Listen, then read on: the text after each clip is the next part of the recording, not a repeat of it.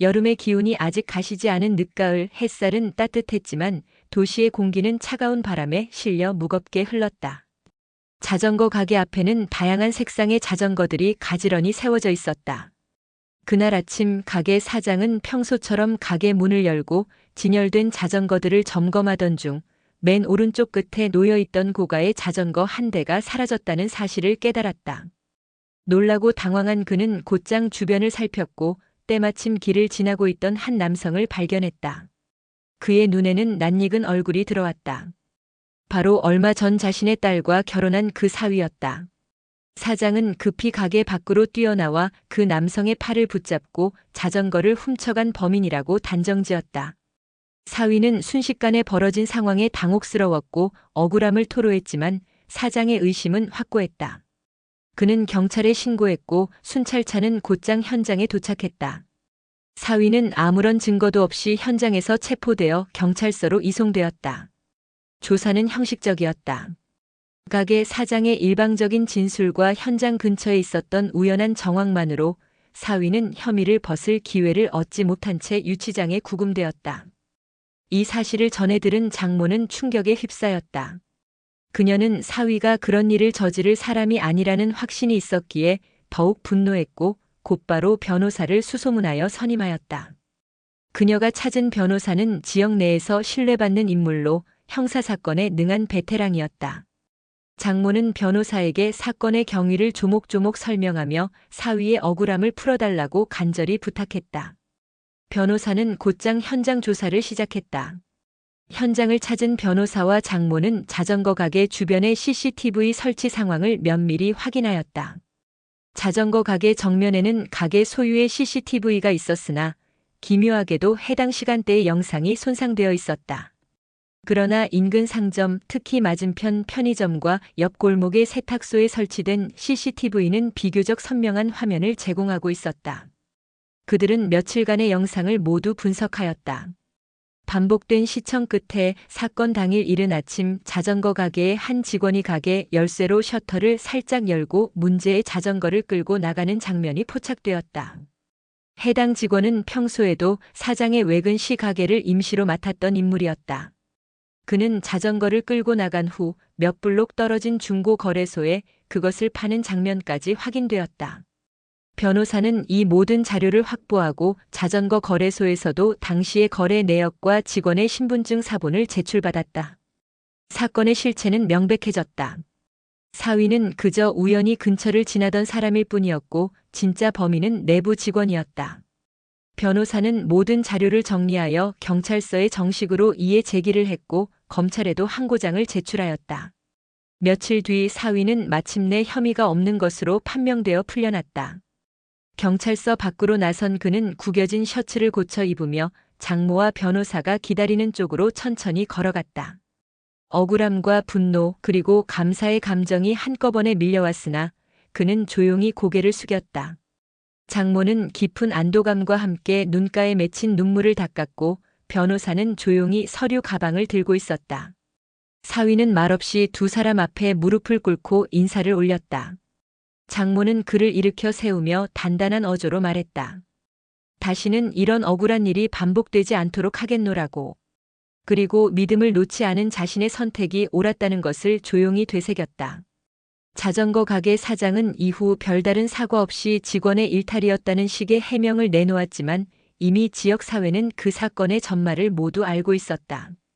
가게는 신뢰를 잃었고 사위는 억울한 누명을 벗은 대가로 더욱 단단해졌다.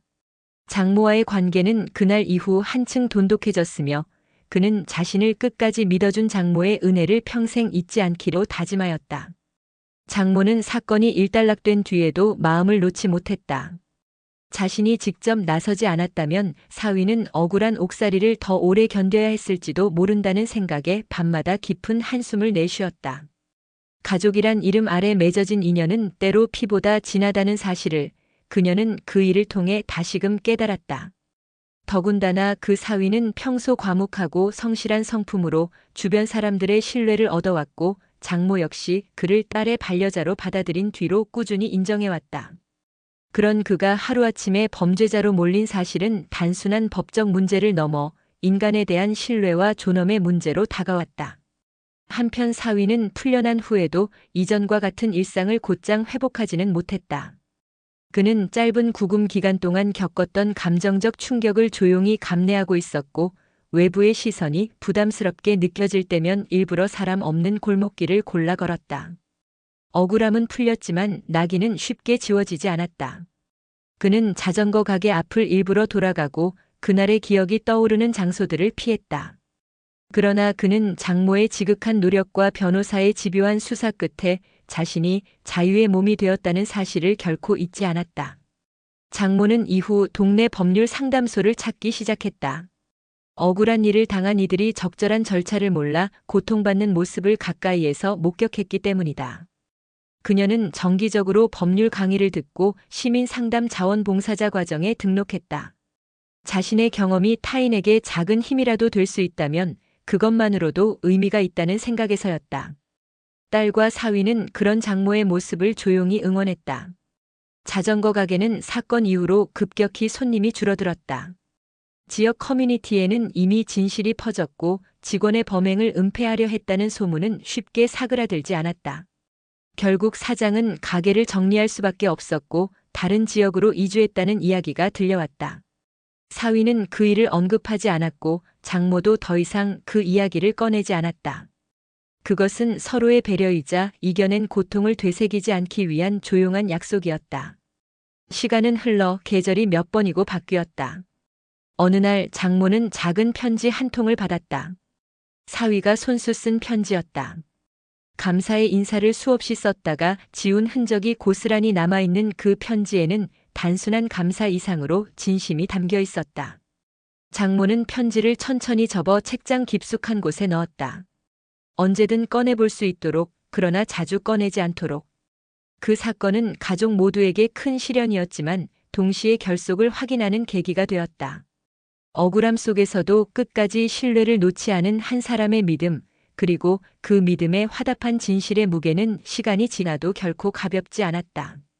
장모와 사위는 서로의 눈빛을 통해 그것을 확인했고 고요한 일상 속에서 더 단단한 관계를 쌓아갔다. 마치 한 차례 큰 비가 지나간 뒤 다시금 맑아지는 하늘처럼. 사위는 억울한 누명을 벗은 후에도 마음의 짐을 쉽게 떨쳐내지 못했다. 사람들의 눈초리는 시간이 지나며 희미해졌지만 그날 유치장에 갇혀있던 순간의 감정은 여전히 생생하게 남아있었다. 차디찬 시멘트 바닥에 앉아있던 그 밤, 억울함과 분노, 허무와 두려움이 복잡하게 얽혀 그를 짓눌렀고 그는 그런 감정을 오랫동안 품고 살아가야 했다. 누구보다도 자신을 믿어준 장모의 존재가 없었다면 자신이 그 깊은 절망에서 벗어날 수 있었을지조차 확신할 수 없었다.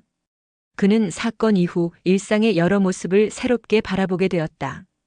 평범한 일상이란 얼마나 귀중한 것인지, 자신의 말 한마디를 믿어주는 사람이 곁에 있다는 것이 얼마나 큰 복인가를 뼈저리게 느끼게 되었다. 그는 자신을 위해 밤낮 없이 움직였던 장모에게 보답하고자 삶의 태도를 바꾸기로 결심했다. 평소에 미루기만 하던 일들을 정리하고 아내와의 관계도 더욱 다정하고 섬세하게 다듬어갔다. 장모는 그런 사위의 변화를 조용히 지켜보았다. 딸을 누구보다 소중히 아끼던 그녀였기에 사위가 삶을 성찰하고 성장해가는 모습을 보는 것은 말 못할 기쁨이었다. 그녀는 종종 사위에게 따로 전화를 걸지 않았지만 조용히 손편지 한 장이나 따뜻한 차 한 잔을 보내는 것으로 마음을 전하곤 했다. 말보다는 행동으로, 설명보다는 신뢰로 관계를 이어가는 것이 그녀의 방식이었다. 변호사 역시 사건이 종결된 후에도 종종 장모와 연락을 주고받았다. 그는 자신이 맡았던 수많은 사건들 중에서도 이 사건을 유독 오래 기억하게 될 것이라 말했다. 단순히 억울한 누명을 벗긴 것 이상으로 가족 간의 신뢰와 희생이 만들어낸 정이었기 때문이었다. 그는 장모의 요청으로 인근 중학교에서 진행되는 진로 특강에도 강사로 참여하게 되었고 청소년들에게 법의 역할과 억울한 상황에서의 대응 방법을 설명하며 보람을 느꼈다. 한편 자전거 가게에서 해고된 직원은 사건 이후 일정 기간 자취를 감추었다가 타 지역에서 체포되었다는 소식이 전해졌다. 그는 다른 업소에서도 유사한 절도 행각을 벌였고 결국 경찰에 의해 검거된 것이다. 그로 인해 자전거 가게 사장의 태도는 더 이상 변명의 여지를 찾을 수 없게 되었다. 그는 사위에게 공식적으로 사과하는 일은 없었지만 소문으로는 자신이 저질렀던 경솔한 판단을 깊이 후회하고 있다는 말이 돌았다. 세월이 흐르며 사건은 사람들의 기억 속에서 점점 희미해졌지만 사위와 장모 사이에 쌓인 신뢰와 애정은 오히려 더욱 굳건해졌다. 명절이면 온 가족이 한자리에 모여 따뜻한 식사를 나누었고 장모는 조용히 사위를 옆에 앉혀 그의 안부를 살피곤 했다. 그런 순간마다 사위는 가슴 깊이 다짐했다. 더 이상 어떤 억울함도 어떤 무지한 오해도 자신과 가족을 해치지 않도록 언제나 올곧게 살아가겠다고. 그리고 그 다짐은 그가 살아가는 모든 일상의 결정에 담겨 서서히 실현되었다. 침묵 속의 의지, 그리고 말없이 지켜준 장모의 헌신은 그 무엇보다도 묵직한 유산이 되었다. 사위는 자신의 누명이 벗겨진 날 이후 종종 혼자서 사건이 있었던 자전거 가게 주변을 돌아보았다. 처음에는 마주치게 될지도 모를 가게 사장과의 조우가 두려웠고 길모퉁이를 돌 때마다 무의식적으로 시선을 피했다. 그러나 시간이 흐르면서 그는 그 거리와 공간을 조금씩 자기 삶의 일부로 받아들이기 시작했다. 그곳은 억울함의 시작이었지만 동시에 자신을 믿고 지켜준 장모의 진심을 확인한 장소이기도 했기 때문이다. 그는 변호사와 장모가 함께 현장을 누비던 날의 기억을 떠올렸다. CCTV 영상을 확보하기 위해 발로 뛰고 중고 거래소에서 증거를 수집하며 밤늦도록 문서 작업을 하던 그들의 모습은 단순한 법률적 조력이 아니라 인간적 연대의 표본이었다. 장모는 사위가 비로소 유치장에서 풀려나던 그 순간 단 한 번도 감정을 드러내지 않았으나 그가 모르게 조용히 눈물을 훔쳤다는 이야기를 나중에서야 들었다. 그 사실은 그의 마음에 깊은 울림을 남겼다. 장모는 사건 이후에도 꾸준히 자신만의 방식으로 정의를 실현해 나갔다. 주민센터에서 열리는 시민법률학교 강의에 정기적으로 참석하였고 다른 주민들의 민원 상담을 도와주는 일도 자청하였다. 그녀는 자신의 경험이 남을 돕는 데 쓰일 수 있다면 그 어떤 고생도 감수할 수 있다고 여겼다. 지식이 없어서 혹은 절차를 몰라서 억울하게 살아가는 이들이 너무 많다는 사실을 몸소 체험한 이후 그녀는 결코 침묵하는 증인이 되지 않겠다고 다짐하였다. 사위는 직장에서도 한층 성숙해진 태도로 동료들과 마주하기 시작했다. 이전에는 말수가 적고 자기 일에만 집중하던 사람이었으나 이제는 다른 사람의 입장을 헤아리고 조심스레 손을 내미는 이가 되었다. 누구든 오해받을 수 있고 누구든 사회적 시선의 희생양이 될 수 있다는 사실을 알고 있었기 때문이었다. 그는 가끔 늦은 밤 자신이 구금되었던 경찰서 앞을 지나며 차창 너머로 짧은 시선을 보냈다. 한때 자신을 가두었던 공간이었지만 동시에 다시 걷게 된 자유의 출발점이기도 했기에 묘한 감정이 교차하곤 했다. 장모와 사위는 사건 이후에도 종종 단둘이 만났다. 격식을 차리지 않고 차 한 잔을 나누는 자리였고 말은 많지 않았지만 그 고요 속에는 서로에 대한 깊은 존중이 깃들어 있었다. 장모는 사위에게 무언가를 강요하지 않았고 사위 역시 자신의 감정을 길게 풀어놓는 법이 없었다. 그러나 눈빛과 침묵 사이에는 오랜 시간 동안 쌓인 이해와 감사가 흐르고 있었다. 어느 날 장모는 자신이 기르고 있는 화초들 사이에 있던 작은 화분 하나를 사위에게 건넸다. 그것은 그가 누명을 벗던 날 이후 처음으로 장모가 직접 키우기 시작한 식물이었다. 생명력이 강하고 꺾이지 않는 성질을 가진 식물로 그녀는 그것을 사위의 삶과 닮았다고 느꼈다. 사위는 아무 말 없이 그것을 받았고 책상 한켠에 조용히 두었다. 물을 주고 잎을 닦고 빛을 조절하며 그는 마치 자신의 내면을 다독이는 것처럼 그 식물을 돌보았다. 그 사건은 두 사람 모두에게 하나의 상처였지만 동시에 관계의 방향을 다시 설정해준 전환점이었다. 단순히 가족이라는 이유만으로 맺어진 사이가 아닌 위기 속에서 서로를 지탱한 진정한 동반자로 거듭난 것이었다. 그리고 그 진실은 세월이 지나도 말없이 전해지는 배려와 행동 속에 조용히 자리하고 있었다. 그날 이후 사위는 세상의 침묵 속에서 스스로를 단련해 나갔다. 억울한 누명이라는 시련을 겪은 뒤 그는 다시는 타인의 무지와 성급한 판단으로 인해 스스로를 증명해야 하는 상황에 놓이지 않겠노라 다짐했다. 조용히 책을 읽었고 법률 상식을 익혔으며 평소 소홀히 했던 주변 사람들과의 관계를 하나하나 돌아보았다. 그렇게 일상의 모든 요소가 새롭게 다가왔다. 걸음을 옮기는 것조차 조심스러웠고 말 한마디조차 깊이 되새기게 되었다. 장모는 그런 사위의 변화에 아무 말도 하지 않았지만 누구보다도 먼저 알아보았다. 그녀는 불필요한 위로를 건네지 않았고 억지로 웃음을 끌어내려 하지도 않았다. 대신 매주 일요일 아침마다 직접 끓인 미역국을 손에 들고 사위의 집 앞에 놓고 돌아갔다. 마치 생일처럼, 마치 매주가 새로 태어나는 날인 것처럼. 사위는 그것을 아무 말 없이 받아들였고 국물의 온기 속에서 다시 살아갈 힘을 얻었다. 어느 날 장모는 자그마한 수첩 하나를 사위에게 건넸다. 그 수첩은 그녀가 사건 이후부터 지금까지 기록해온 모든 생각과 조사를 정리한 것이었다. 자전거가 사라진 날의 날씨, 가게 주변의 CCTV 위치, 목격자의 신원, 그리고 자신이 발로 뛰며 확보한 증거와 논리의 흐름까지 정리된 수첩이었다.